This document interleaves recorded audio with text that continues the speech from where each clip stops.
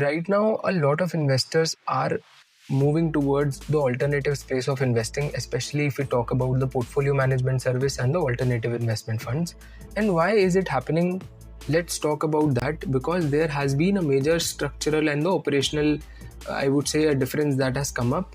But the difference is after the SEBI reforms that has happened after 2020, 2019.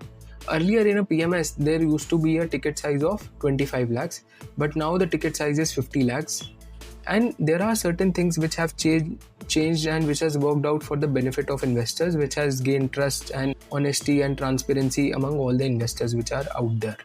Earlier, what used to happen was shares were not in the investor's personal demat account, and the PMS provider held securities in a pooled demat account, which was in the PMS provider's name. And the PMS kept some internal records ledger to track each client holding. So it was not transparent basically earlier.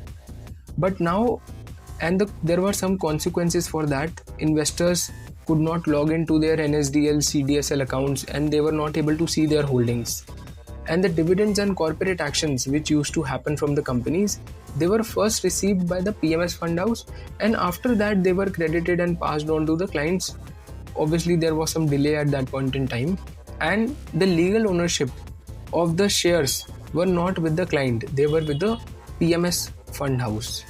But now, after the SEBI reforms that have happened after 2020, where the ticket size of a PMS have also increased to a 50 lakh ticket size. So now what happens is each investor's share are in their own demat account. So every investor now goes through a process where his own separate demat account is opened, and which is the custody of the shares are held with the custodian. Now there is full transparency. Investors can log into their NSDL, CDSL account, and at all point in time, the shares are held in their demat account, right?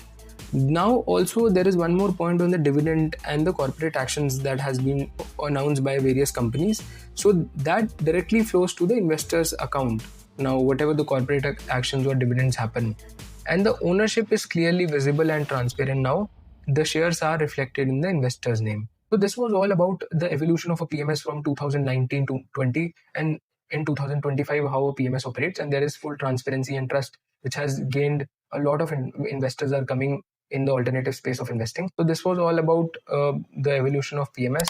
In case if you are exploring PMS and AIF options, you can get in touch with us. Thank you so much for watching our video.